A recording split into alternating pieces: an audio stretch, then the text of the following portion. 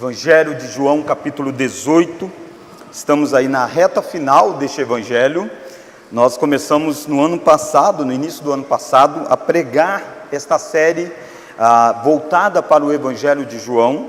E Deus tem nos permitido que nós caminhemos todos os domingos praticamente, olhando um capítulo, uma parte de um capítulo. Nós estamos aí terminando o Evangelho de João.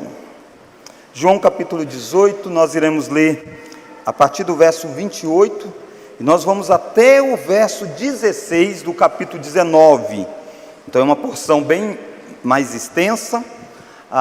É o julgamento de Jesus diante de Pilatos, Pilatos conduzindo o julgamento. Então nós iremos ver o julgamento como um todo nesta noite. João capítulo 18, do verso 28 até o verso 16 do capítulo 19. Diz assim: Depois levaram Jesus da casa de Caifás para o pretório. Era cedo de manhã. Eles não entraram no pretório para não se contaminarem, mas poderem comer a Páscoa. Então Pilatos saiu para lhes falar e lhes disse: Que acusação trazeis contra este homem? Responderam-lhe: Se este não fosse malfeitor, não te entregaríamos. Replicou-lhe, pois, Pilatos: Tomai-o, vós outros, e julgai-o, segundo a vossa lei. Responderam-lhe os judeus: A nós não nos é lícito matar ninguém. Para que se cumprisse a palavra de Jesus, significando o modo por que havia de morrer. Tornou Pilatos a entrar no pretório, chamou Jesus e perguntou-lhes: És tu o rei dos judeus? Respondeu Jesus: Vem de ti mesmo esta pergunta, ou tu disseram outros a meu respeito? Replicou Pilatos: Porventura sou judeu? A tua própria gente e os principais sacerdotes é que te entregaram a mim. Que fizeste? Respondeu Jesus: O meu reino não é deste mundo. Se o meu reino fosse deste mundo, os meus ministros se empenhariam por mim, para que não fosse eu entregue aos judeus. Mas agora o meu reino não é daqui. Então lhe disse Pilatos: Logo tu és rei. Respondeu Jesus: Tu dizes que sou rei. Eu para isso nasci e para isso vim ao mundo, a fim de dar testemunho da verdade. Todo aquele que é da verdade ouve a minha voz. Perguntou-lhe Pilatos: Que é a verdade? Tendo dito isto, voltou aos judeus e lhe disse: Eu não acho nele crime algum. É costume entre vós que eu vos solte alguém por ocasião da Páscoa. Quereis, pois, que vos solte o rei dos judeus? Então gritaram todos novamente: Não este, mas Barrabás. Ora, Barrabás era salteador. Então por isso Pilatos tomou a Jesus e mandou açoitá-lo. Os soldados, tendo tecido uma coroa de espinhos, puseram-na na cabeça e vestiram-na com um manto de púrpura. Chegavam-se a ele e diziam: Salve, rei dos judeus! E davam-lhe bofetadas. Outra vez saiu Pilatos e lhes disse: Eis que eu vos apresento, para que saibais que eu não acho nele crime algum. Saiu, pois, Jesus, trazendo a coroa de espinhos e o manto de púrpura. Disse-lhes Pilatos: Eis o homem. Ao verem-no, os principais sacerdotes, os seus guardas gritaram: Crucifica-o, crucifica-o. Disse-lhes Pilatos: Tomai-o vós outros e crucificai-o, porque eu não acho nele crime algum. Responderam-lhe os judeus: Temos uma lei, e de conformidade com a lei, ele deve morrer, porque a si mesmo se fez filho de Deus. Pilatos, ouvindo tal declaração, ainda mais atemorizado ficou. E tornando a entrar no pretório, perguntou a Jesus: De onde és tu? Mas Jesus não lhe deu resposta. Então Pilatos o advertiu: não me respondes? Não sabes que tenho autoridade para te soltar e autoridade para te crucificar? Respondeu Jesus: nenhuma autoridade teria sobre mim se de cima não te fosse dada. Por isso quem me entregou a ti, maior pecado tem. A partir deste momento, Pilatos procurava soltá-lo, mas os judeus clamavam: se soltas a este, não és amigo de César. Todo aquele que se faz rei é contra César. Ouvindo Pilatos estas palavras, trouxe Jesus para fora e sentou-se no tribunal, num lugar chamado Pavimento, no hebraico Gabatá, e era para Seve Pascual, cerca da hora sexta. E disse aos judeus: eis aqui o vosso rei. Eles, porém, clamavam: fora, fora, crucifica-o. Disse-lhe Pilatos: hei de crucificar o vosso rei? Responderam os principais sacerdotes: não temos rei, senão César. Então Pilatos o entregou para ser crucificado.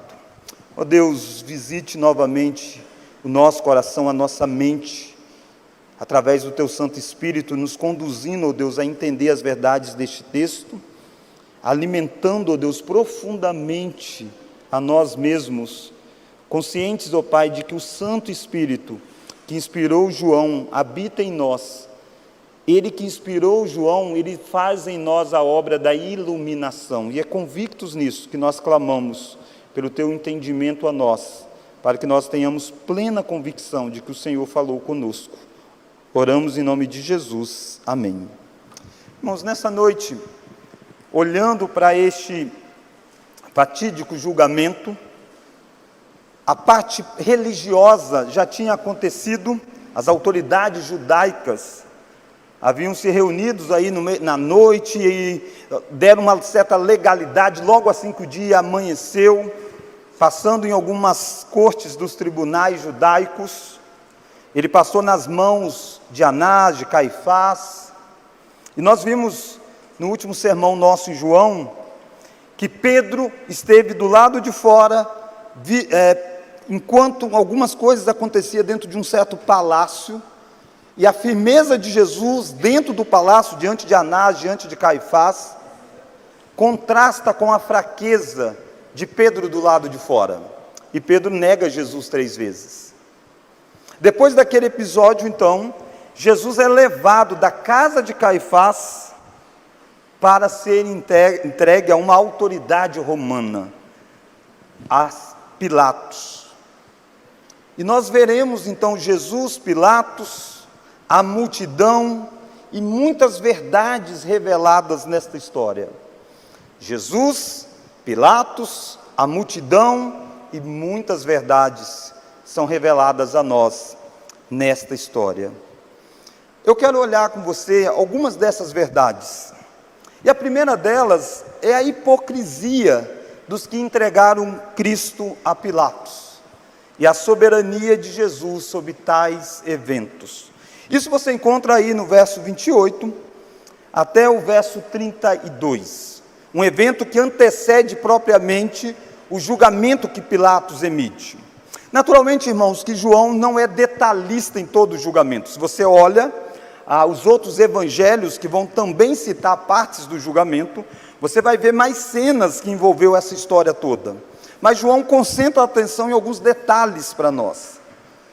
E o primeiro detalhe é a hipocrisia dos que entregaram Cristo a Pilatos e a soberania de Jesus sobre tais eventos.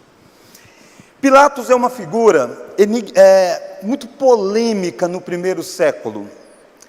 Ele tinha se tornado um governador dessa região através da ordem de Tibério César, isso aproximadamente em 26 depois de Cristo.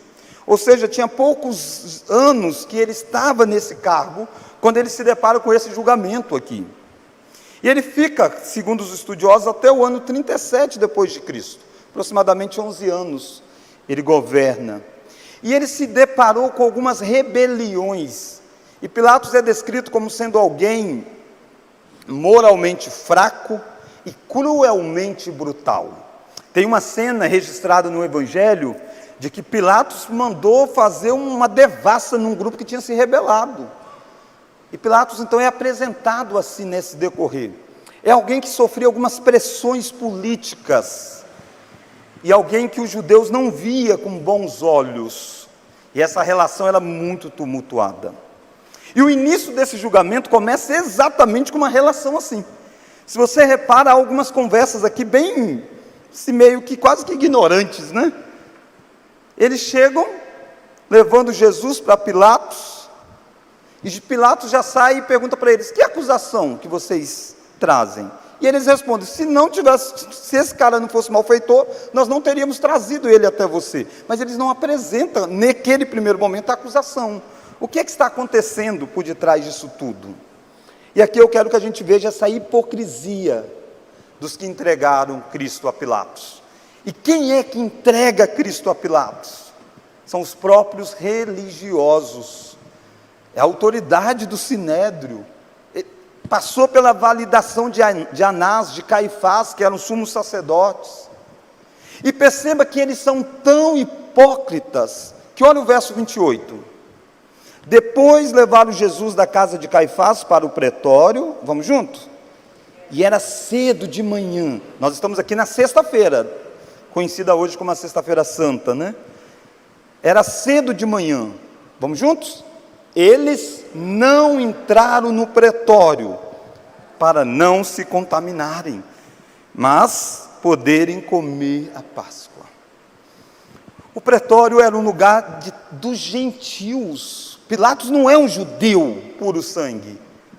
E esses líderes estão dizendo assim: existem leis que, se nós estivermos na casa de um gentil, nós corremos o risco de ficarmos impuros, porque nós podemos tocar em alguma coisa lá que é impuro, e aí a gente está contaminado. E aí havia até mesmo algumas crendices por detrás, e várias lendas foram sendo criadas. Uma delas é que na casa do gentil tinha às vezes fetos enterrados, então eles estavam em lugares que tinha gente morta e isso tornavam eles impuros. Mas não é possível você provar essas informações, mas que essas lendas existiram, você encontra em historiadores do primeiro século relacionados ao judaísmo.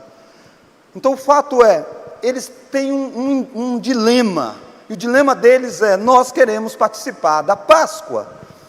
Interessante que Jesus já tinha celebrado a Páscoa. Foi na noite anterior, Jesus celebra a Páscoa, sai, vai para aquele jardim do Getsêmani, e ele é preso e começa todo o episódio, passa por aquele julgamento na madrugada, e agora ele está aqui de amanhecendo. Provavelmente essa expressão comer a Páscoa se referia não apenas àquela noite da Páscoa em si, mas toda a festa que se desdobrava da Páscoa. A festa daria aí em torno de 7 dias, envolvia a festa dos pães. É bem provável que seja isso, daí a expressão não comer a Páscoa. Alguns acham até que talvez seja mesmo a celebração mesmo. E aqueles homens estiveram tão envolvidos na prisão de Jesus, em tramar a prisão de Jesus, que esqueceram de celebrar a Páscoa. Mas não dá para a gente saber, né? Eles eram bem legalistas, não sei se eles fariam isso. É mais provável que a expressão Páscoa aqui esteja se referindo à semana toda. E eles estão dizendo: nós não podemos nos tornar impuros. Então a gente vai chegar lá, mas a gente não pode entrar naquele território, porque nós queremos voltar e continuar celebrando a festa da Páscoa. Por que isso é hipócrita? Porque eles não querem estar naquele lugar para não se contaminar, mas eles podem tramar contra Cristo. Todo o julgamento de Jesus tinha sido subornando testemunhas, por exemplo. Isso pode. Os 10 mandamentos diz: não dirás falso testemunho. E eles não estão nem aí, porque eles têm um objetivo em mente. O objetivo é condenar Cristo, prender Jesus, matar Jesus.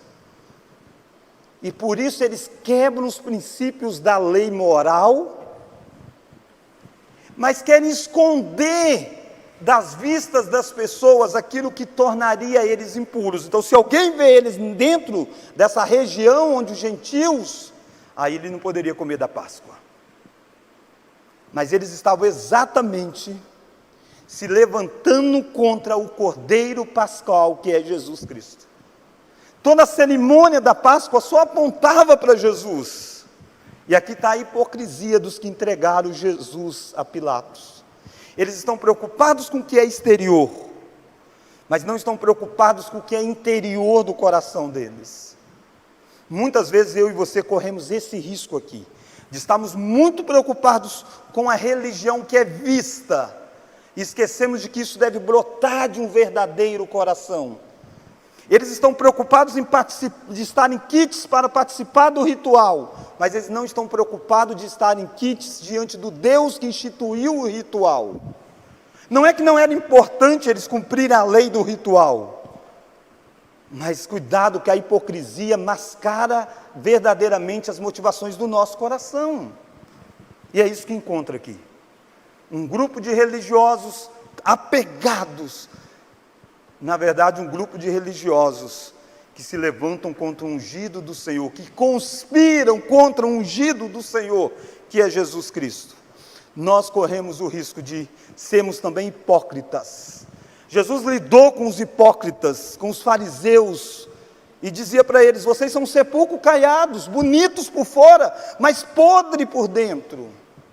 E eu e você não podemos, irmãos, vivermos uma vida cuidando apenas das aparências e negando os princípios verdadeiros da lei do Senhor. Muitos de nós estamos apenas preocupados em cumprir a lei externamente e quebramos ela internamente. Esses homens fazem isso. E perceba que eles têm tanta convicção do que vão acontecer, que essa relação que eu iniciei mostrando para você, Pilatos e os judeus, não era algo assim tão pacífico, tão tranquilo, que eles chegam para Pilatos como se estivesse dizendo assim: já está tudo resolvido, é só você sentenciar ele à morte. Pilatos tem que sair do pretório e ir até onde eles estão, para que ele possa, então, eles não se contaminarem. E Pilatos faz a pergunta: que acusação trazeis contra este homem? Pilatos está ignorando seguir o rito que eles querem levar.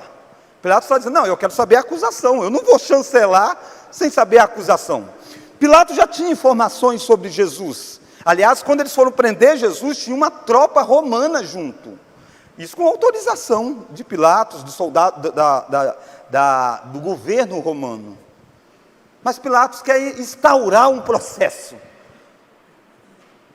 E isso gera neles exatamente uma certa aversão a Pilatos. Olha lá o verso 30. Daí você entende a resposta. Ó. Quando Pilatos pergunta: que acusação trazeis contra este homem? Responderam-lhe, vamos juntos? Se este não fosse malfeitor, não te entregaríamos. Ele está dizendo: não, se ele não fosse malfeitor, a gente não traria ele para você, já está resolvido, ele é um criminoso. Aí Pilatos diz: se já está resolvido, olha a resposta de Pilatos, ó. Tomai-o vós outros e julgai-os, segundo então a vossa lei. Pilatos está dizendo: então resolva vocês. Aí eles vão dizer: não, a gente não pode matar ele, por causa da pena capital. Embora existia na lei de Moisés, Roma tinha abolido a aplicação delas por outras autoridades que não fossem um romano, naquele momento da história. Então Pilatos está pegando eles no contrapé. Pilatos está dizendo: se tem que ser julgado, eu tenho que dar a chancela para que ele seja morto, então eu quero saber a acusação. Eu quero iniciar o processo. Mas a hipocrisia desses religiosos queriam passar por cima das regras da própria legislação romana, quebrando a lei moral de Deus. E aos olhos do povo judeu, nós estamos aptos a sentar e comer a Páscoa. Quantas pessoas não fazem isso às vezes na mesa do Senhor? Porque estão preocupados com o que os outros vão ver, ele não participar da mesa. Então não com a preocupação de estar com a vida de fato em dia com o Senhor, mas preocupado com a opinião pública. Ele vai e participa do ritual, sendo que o seu coração está quebrando as regras do ritual. Cuidado para que você não seja hipócrita, como eram esses homens. O que é que você mais valoriza? É os princípios ou parecer justo, ser santo, ou parecer santo aos olhos das pessoas. Esses homens estão apenas parecendo santo, mas não passam de pessoas que estão burlando todo o tempo a lei. Mas perceba que tudo isso tem uma frasezinha no verso 32. Quando eles dizem que não é lícito matar ninguém, eles precisam que Pilatos o faça. Verso 32 tem uma informação para mim e para você. Vamos juntos? Para que se cumprisse.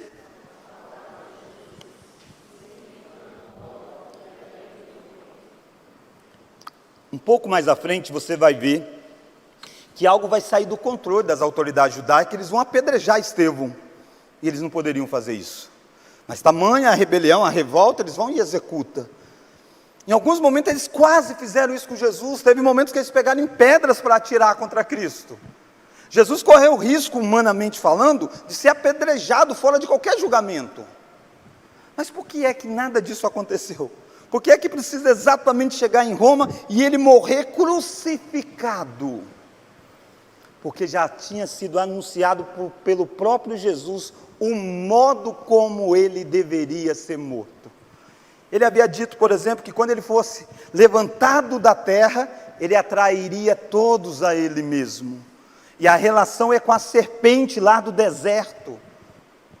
Ele estava dizendo de crucificação. Deuteronômio dizia, maldito é aquele que for pendurado no madeiro. Eu espero que você entenda que até a forma da morte de Jesus, embora passando por julgamentos injustos, passando por gente hipócritas, ainda assim a soberania de Deus está conduzindo.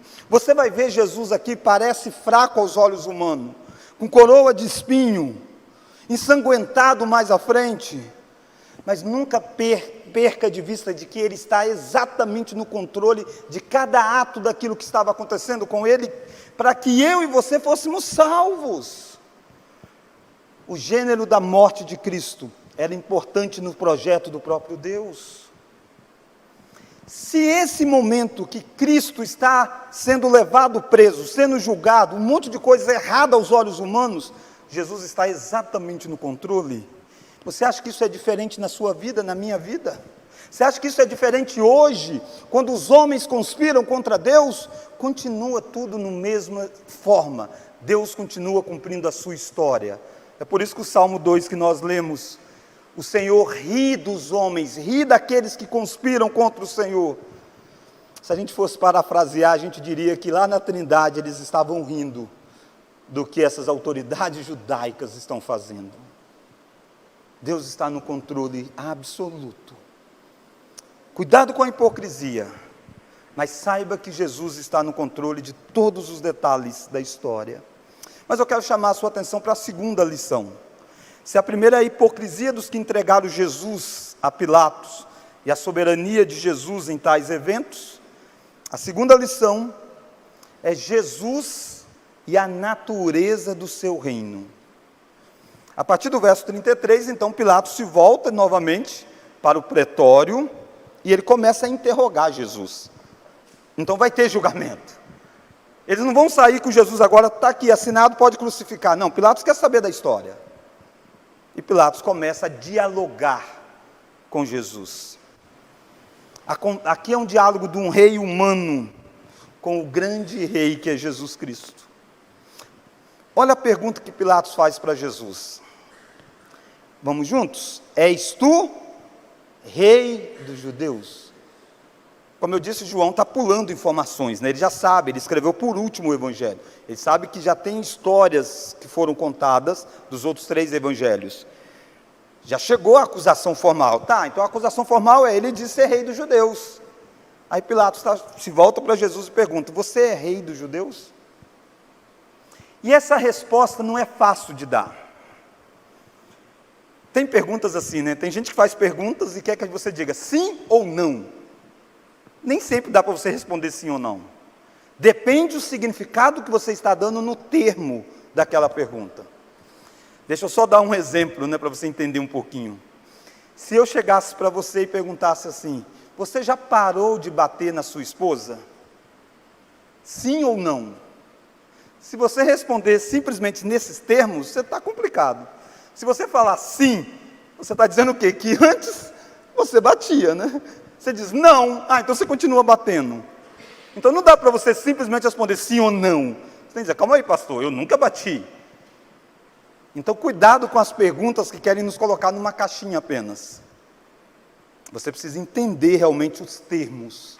E Jesus vai exatamente, embora ele seja onisciente, óbvio, mas ele quer algo público, então ele quer deixar claro qual é o termo de Pilatos. Porque de um certo sentido, Jesus é sim o rei dos judeus.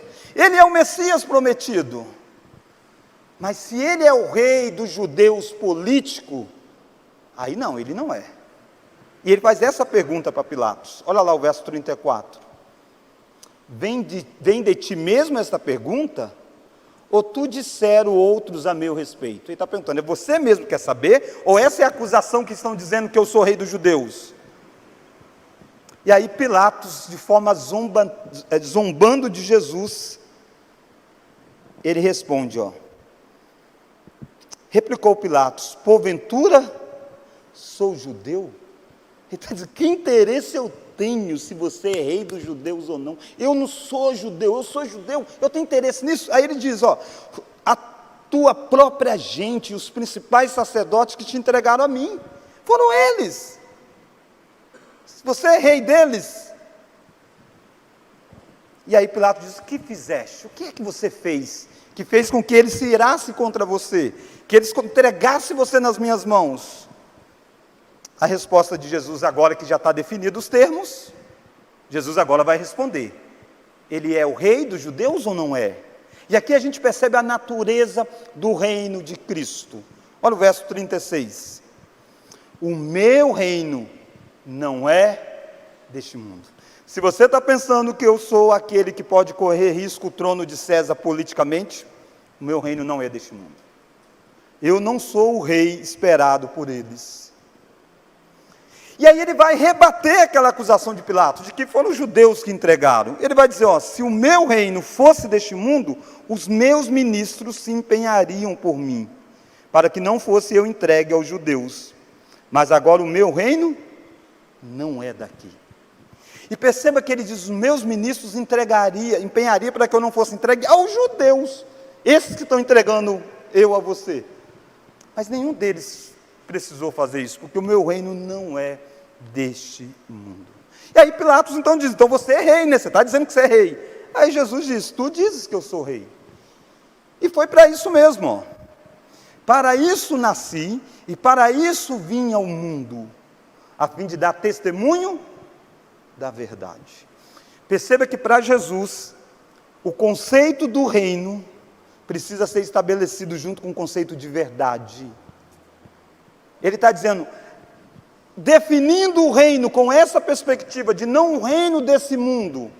Sim, eu vim para isso e eu dou testemunho da verdade no lugar que eu estiver. Eu vou dizer diante de quem quer que seja, eu sou rei, não deste mundo. O meu reino é diferente do que o reino deste mundo. Deixa eu perguntar para você, você tem plena consciência disso? Porque Deus, em Cristo Jesus, escolheu você, e através do Espírito Santo, Ele tirou você do império das trevas e colocou você nesse reino dEle. E a consequência disso é que você faz parte de um reino que não é deste mundo. Às vezes a gente se empenha tanto por coisas deste mundo e não fazemos quase nada para o verdadeiro reino, que é o reino do Senhor Jesus Cristo. Jesus não está dizendo que o reino dele não tem implicações neste mundo. É óbvio que tem. O reino de Cristo é comparado na Escritura como o fermento que leveda toda a massa. Você não vê, mas você vê o resultado dele. Então o reino de Deus não é deste mundo, mas o reino de Deus tem implicações neste mundo. Mas eu e você precisamos saber da natureza do nosso reino. Nós devemos saber que nós somos ministros de Cristo, então nós militamos em outro campo, que não é o campo deste mundo. Ao longo da história, uma expressão ficou cunhada, a cidade dos homens e a cidade de Deus. Paulo vai dizer da nossa pátria celestial que nós aguardamos. Enquanto isso, nós somos peregrinos aqui. Irmãos, Jesus foi condenado, Jesus foi acusado. E o interessante é que a acusação passa por ele ser um rei que pode ameaçar César, mas ao mesmo tempo é feita exatamente porque ele não aceitou essa posição. Certa feita os judeus foram em uma multidão querendo tornar Jesus rei, e ele se recusa, porque era um rei político. Eu e você somos ministros de Cristo, mas o nosso reino é espiritual. Tem implicações neste mundo, mas é um reino espiritual. Muitas vezes nós confundimos isso. Muitas vezes nós esperamos que aqui, com as armas deste mundo, com os sistemas deste mundo, nós vamos mudar a história deste mundo. Em vão, queridos. No máximo nós fazemos algumas reformas aqui. Você sabe o que é reforma? Você faz, daqui a um tempo tem que fazer de novo, porque deteriora. Neste mundo é assim.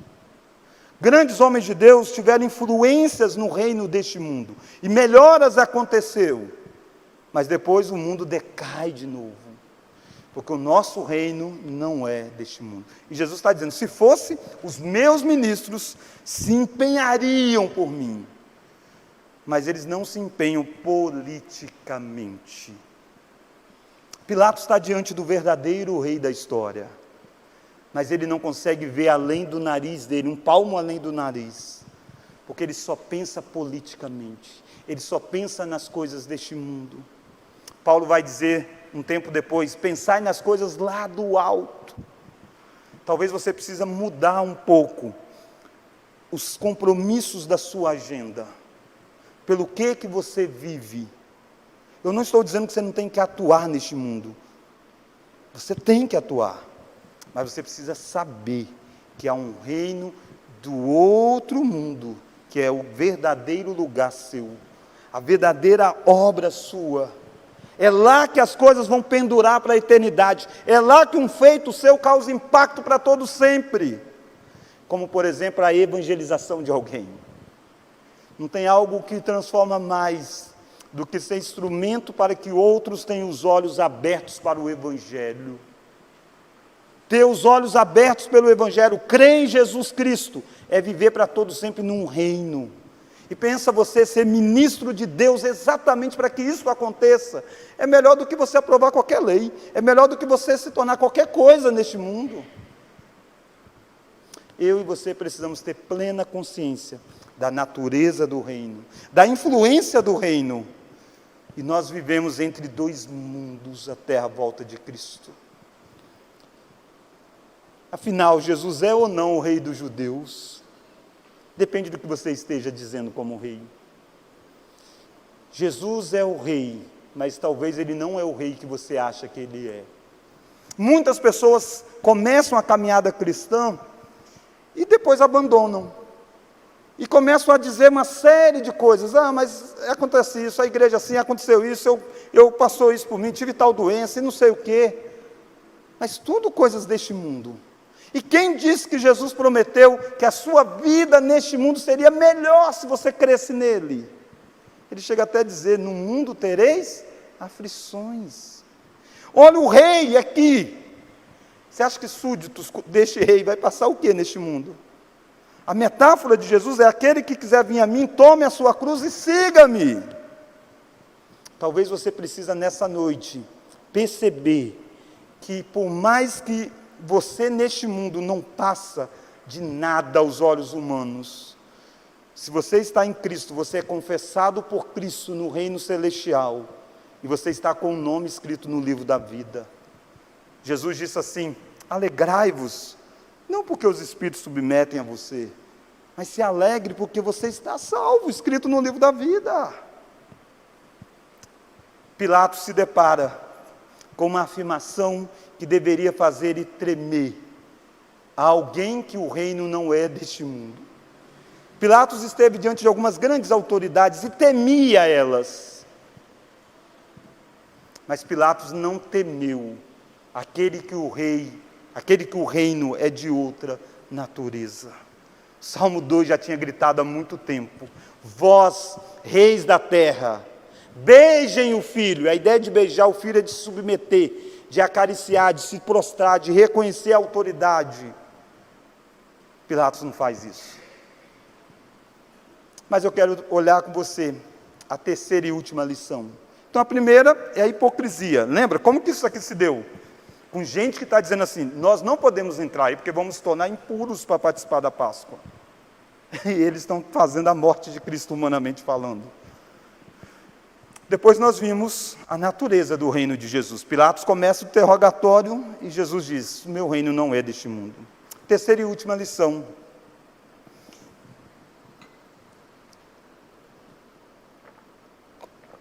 A indiferença com a verdade nos faz viver iludidos.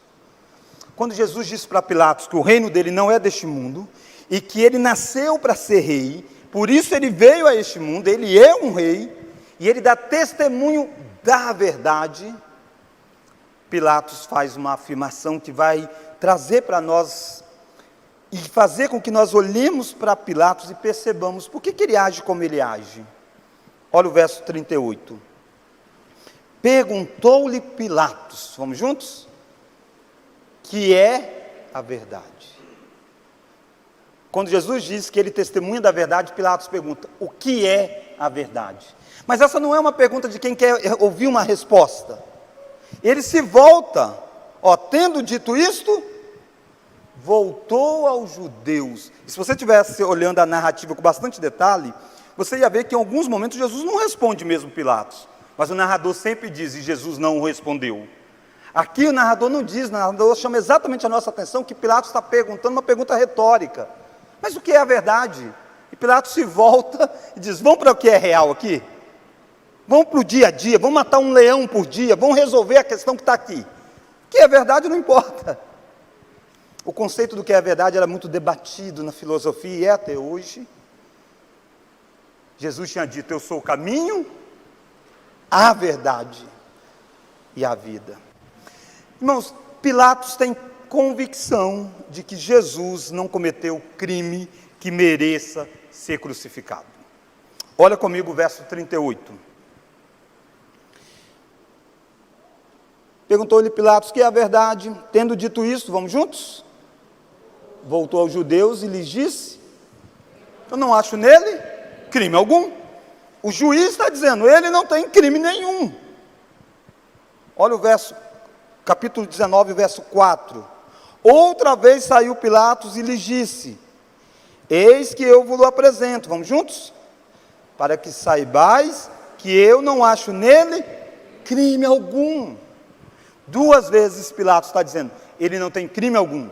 Quando já chegam para Pilatos, Pilatos pergunta para eles: mas qual que é a acusação? O processo está viciado. Por que Pilatos tem convicção de que ele não fez crime algum e Pilatos vai sentenciá-lo? Porque Pilatos acabou de dizer o que é a verdade. O que é a verdade? E ele vai tentar lidar com isso, até porque Pilatos é supersticioso. A gente é informado por outro evangelho que a esposa de Pilatos mandou um recado para ele: não se envolva com este homem, porque eu sonhei, a gente era muito atormentado por se envolver com este homem. Dá um jeito de não se envolver nessa história. E Pilatos teme, está tentando se livrar. E olha agora comigo, como que alguém que não está convicto do que é verdade, ele se torna então iludido, passa a viver iludido. Olha a primeira ilusão de Pilatos conta essa história. A ilusão de que os fins justificam os meios. Pilatos disse: ele não fez crime algum. Então Pilatos está tentando traçar uma estratégia para que Jesus seja liberto. Afinal de contas, ele já tem uma notícia, não se envolve com essa história, não condena esse cara, porque muita gente sofreu. Ele olha para o processo, olha para a conversa e diz: ele não tem crime algum, ele sabe que é por causa de inveja, tramóias dos judeus. Então ele pensa: eu tenho que libertar ele. E Pilatos não está apegado à verdade, mas vive iludido. E a ilusão dele é: os fins justificam os meios. Qual que é o fim para ele aqui? Libertar esse cara, se livrar dele. Mas olha o meio que ele vai tentar usar. O primeiro meio dele está aí no versículo 39, ó. É costume entre vós que eu vos solte alguém por ocasião da Páscoa. Quereis, pois, que eu vos solte o rei dos judeus? Pilatos pensa, ok, é costume na festa a gente soltar um criminoso. Eu vou soltar esse criminoso aqui. Mas a pergunta é, Pilatos está convicto que Jesus é um criminoso? Não. Para alguém ser absolvido num julgamento, basta estar convicto de que não há prova para que ele tenha cometido aquilo. Era para Pilatos ter parado aí e ter dito, está inocente. Mas Pilatos tenta uma estratégia. A estratégia é, vou colocar diante deles um dos piores ladrões, que é o famoso Barrabás, que é o verso seguinte, ó. A multidão grita, não este, mas Barrabás. E o texto diz, ora, Barrabás era salteador. Os estudiosos pontuam que a ideia aqui não é assim, era um ladrão de galinha, um ladrão de uma coisinha, não que essas coisas não sejam roubo, né? Óbvio que é. Mas a ideia aqui é que ele seja quase que um terrorista, alguém, um agitador no meio do povo. E tinha alguns assim, que tentavam tramar coisas, tentar conduzir rebeliões. E ele está dizendo, entre esse aqui que vocês dizem ser rei dos judeus, e esse Barrabás, quem vocês querem que eu solte? Pilatos esperaria que as pessoas dissessem, ok, nós fomos colocados dentro de duas opções, vamos escolher o menos pior, e o menos pior é esse Jesus aí, ele deu menos trabalho. E pronto, está resolvido. Mas qual que é o método de Pilatos? Os fins justificam os meios. Porque é justo pegar um inocente e colocar para que o destino dele seja decidido aos olhos humanos, entre ele e um outro criminoso? Não. Mas ele acha que os fins justificam os meios, o que é a verdade. E Pilatos é surpreendido com a escolha, Barrabás, solte Barrabás. E aí Pilatos então usa uma outra estratégia dentro dessa ideia dos fins justificam os meios.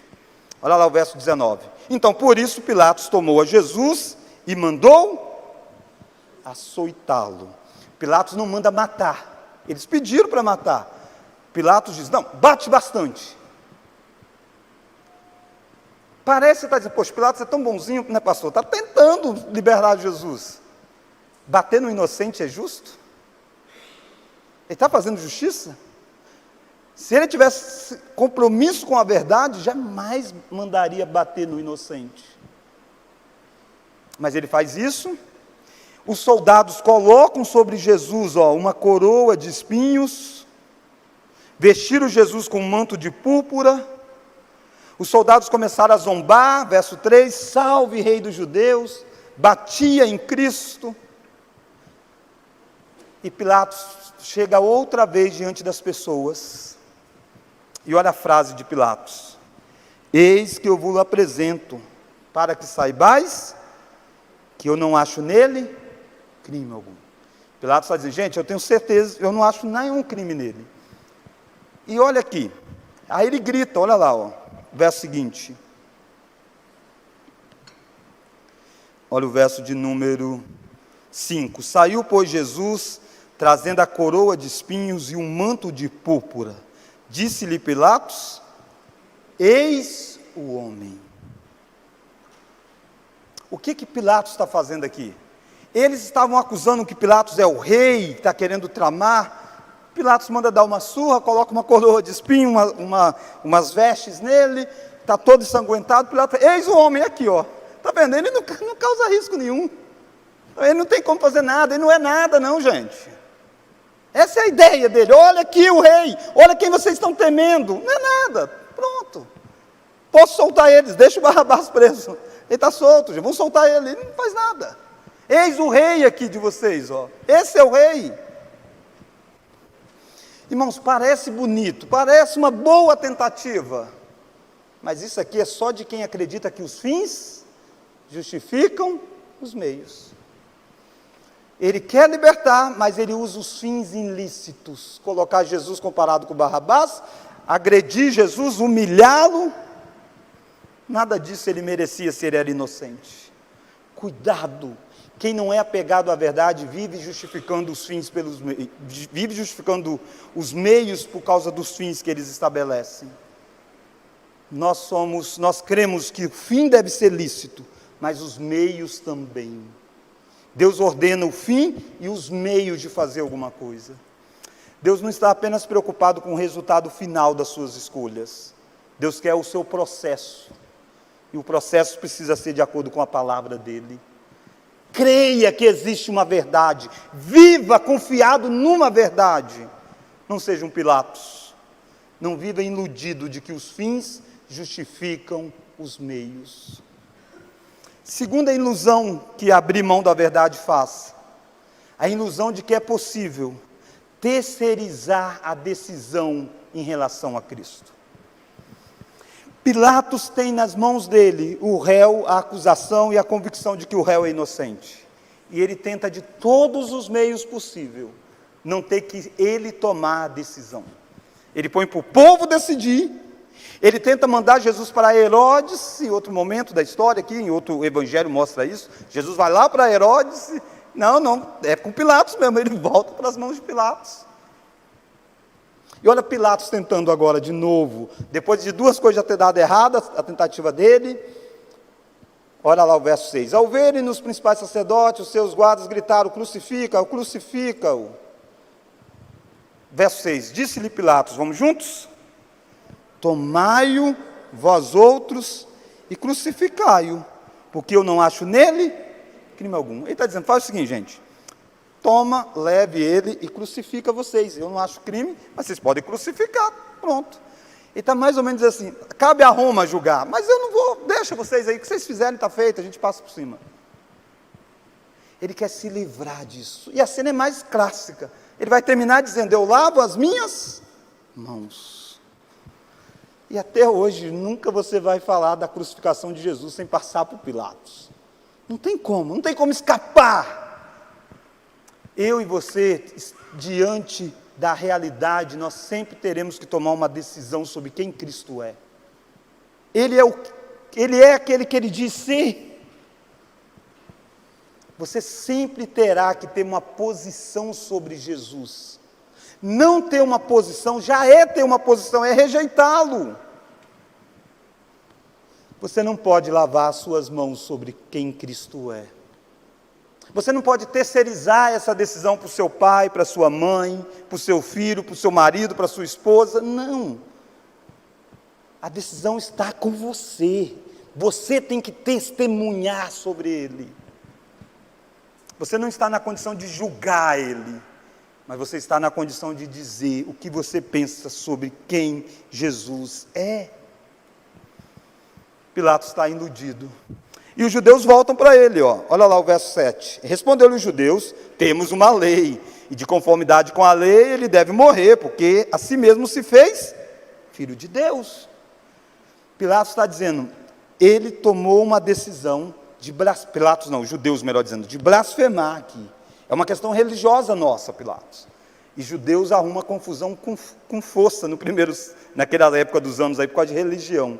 Havia muitos embates no passado, uma invasão ao templo gerou toda uma repercussão, a revolta dos macabeus.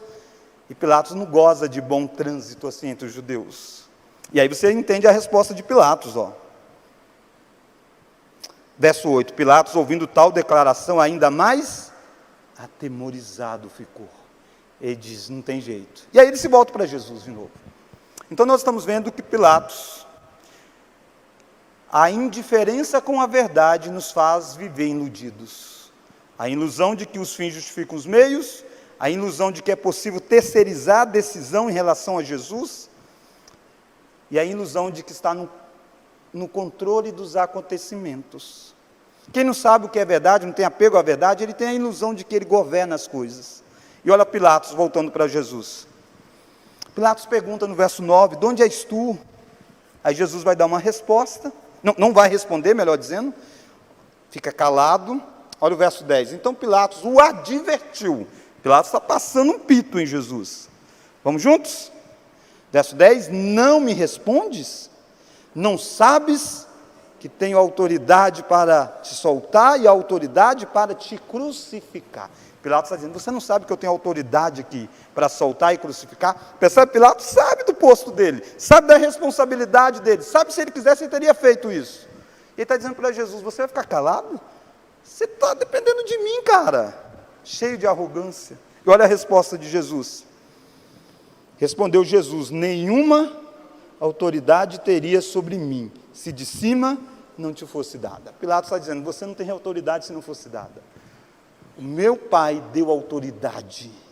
Toda autoridade humana é uma autoridade delegada. O homem não tem autoridade por si só. Quando você não tem apego à verdade, você vive iludido de quem é que está no controle. Você se ilude de que você está controlando as coisas da sua vida, de que você dá destino para as coisas. Você se ilude achando que você é o poderoso. Mas se você se submete à verdade na palavra do Senhor, você percebe quem você é, quem as pessoas são, quem governa a história, quem Deus é. Tenha apego na verdade, e você jamais vai viver iludido sobre quem governa o que. Por fim, a ilusão sobre quem deve ser agradado ou temido. Olha lá o verso de número 12. A partir deste momento, de qual momento? Jesus disse que ele não teria autoridade nenhuma se não fosse dada a ele, que os judeus tinham muito mais pecado, as autoridades que entregaram ele a Pilatos. Verso 12. A partir deste momento, Pilatos procurava soltá-lo, e está tentando soltar Jesus, mas os judeus clamavam, vamos juntos? Se solta este, não és amigo de César, todo aquele que se faz rei é contra César. Agora não é mais religioso, não é apenas porque ele é filho de Deus, declarou ser, mas se você soltar ele, você se torna inimigo de César, do imperador. E o cargo que Pilatos ocupava é porque o imperador deu a ele. E Pilatos teme a isso. Pilatos teme o que os judeus podem fazer em rebelião, em revolta, o que pode impactar o seu posto em Roma. E Pilatos vai tomar a decisão de crucificar Jesus. Está dizendo, então, está aqui o rei de vocês, o que eu faço com eles? Crucifica-o, crucifica-o. E Pilatos entrega Jesus para ser crucificado. Porque ele não tinha apego à verdade, Pilatos iludiu sobre quem ele deveria agradar, a quem ele deveria de fato temer. Se ele tivesse apego à verdade, jamais ele teria crucificado um inocente. Se ele tivesse apego à verdade, jamais ele cometeria tamanho pecado de se levantar contra o ungido do Senhor. Mas ele olha para o povo, olha para a autoridade, olha para o cargo que ele ocupa, e ele teme perder estas coisas, e ele entrega Cristo para ser crucificado. Eu e você muitas vezes ficamos como Pilatos, entregamos Cristo a este mundo, a zombaria deste mundo, porque nós tememos os homens, porque nós queremos agradar os outros, porque nós não queremos perder aquilo que os outros dão a nós. E aí a gente faz, eu vou lavar as minhas mãos. Vou lavar as minhas mãos. E não tem como lavar as mãos, o sangue de Cristo está sobre as mãos de Pilatos. Eu gostaria de terminar perguntando, e gostaria que você fizesse perguntas assim a você. Onde vejo a hipocrisia religiosa em minha própria vida? Lembra que tudo isso começou com gente muito religiosa, mas hipócritas. Você consegue perceber o risco de você ser um hipócrita? Você é influenciado, ou faça a pergunta, sou influenciado pela multidão, pelo temor dos homens em minha decisão? Todos nós temos que tomar decisões. Nós precisamos saber, importa agradar a Deus que aos homens. Eu e você, nós olhamos para Cristo como Rei, e estamos submetidos à verdade sobre quem Ele é, o reino que Ele estabeleceu, e amamos isso. Jesus, a multidão e Pilatos e muitas verdades. A decisão do povo de escolher Barrabás e não Cristo revela duas coisas para nós. Uma delas, que o mundo sempre vai escolher, por si só, o mundo sempre vai escolher aquilo que é antagônico a Cristo. Não se iluda em você achar que naquela época, como pode alguém escolher um perigoso como Barrabás e não um curador de pessoas como Jesus? O mundo faz essa escolha ainda hoje. O mundo sempre escolhe as trevas, porque as suas obras são más. Porque aquelas pessoas que gritaram Barrabás se pareciam muito mais mesmo com Barrabás do que com Jesus. O mundo ainda hoje escolhe Barrabás sempre. E você nessa noite não pode continuar escolhendo Barrabás. Mas Barrabás e a escolha também aponta para algo bem maior. Eu e você, de alguma forma, parecíamos com Barrabás. E se Cristo saísse daquele julgamento, voltasse à sua vida rotineira, sem ser condenado, sem passar pela cruz, e Barrabás fosse condenado e morto, eu e você continuaríamos mortos nos nossos pecados. Porque a morte de Barrabás não purificaria você, não purificaria a mim. Eu e você éramos bem parecidos com Barrabás, porque nós quebramos a lei do mesmo Deus que diz: não furtarás, não farás isso. Nós também quebramos tantas leis dele. Por isso, quando Barrabás foi solto, é como se nós tivéssemos também sido soltos. Cristo substituiu eu e você na cruz do Calvário. A pergunta é: quem quer que eu vos solte? Eu, você e tantos eleitos, escolhidos, ou Cristo? E graças a Deus que o Pai disse: solte esses. Graças a Deus que Jesus disse: solte eles. Eu vou preso, morro, porque 3 dias depois ele ressuscita. O texto diz para nós que isto era mais ou menos a hora sexta, meio-dia. Ele é entregue e vai começar a sua jornada, que vai terminar no Gólgota, na cruz. Mas não vai terminar como ponto final aí. 3 dias depois, ele ressuscita. E Pilatos morre, está morto. Não 3 dias que Pilatos morreu, né? Mas Pilatos na história morreu. E Cristo está vivo. Se Pilatos, tendo feito tudo isso, se quebrantasse diante de quem Cristo era após toda essa história, ele seria salvo. Como alguns que estavam lá e que gritaram Barrabás foram salvos. Pedro pregou para uma multidão e Pedro diz: vós crucificastes. Pedro teve com pessoas que estavam lá nesse julgamento. E Pedro disse: se vocês se arrependerem, os pecados de vocês podem ser lavados. E alguns que gritaram crucifica-o, depois morreram por causa de Cristo, adorando Jesus ressurreto. Isso é uma grande esperança para você que está aqui. Porque talvez até hoje você tenha sido um inimigo do ungido do Senhor. E se houve salvação para eles, há salvação para você, se você foi escolhido em Cristo, se o Espírito agir no seu coração. Vamos orar? Oh Deus, obrigado porque esse julgamento tão marcante da história, o teu filho termina crucificado, condenado, e nós terminamos livres. Obrigado, ó Deus, porque caiu sobre o teu filho toda a nossa quebra da lei do Senhor. E obrigado porque o teu filho tinha o controle disso tudo. Ele, como ovelha, se entregou. Nos faça, ó Deus, amar essa grande verdade, que nós amamos a mensagem da cruz. Não nos deixe, ó Deus, sermos relativistas com a verdade. Nos faça, ó Deus, saber o que é a verdade, quem é a verdade. Estejamos dispostos a viver confiados na verdade que nos salva, que nos liberta, que nos define neste mundo.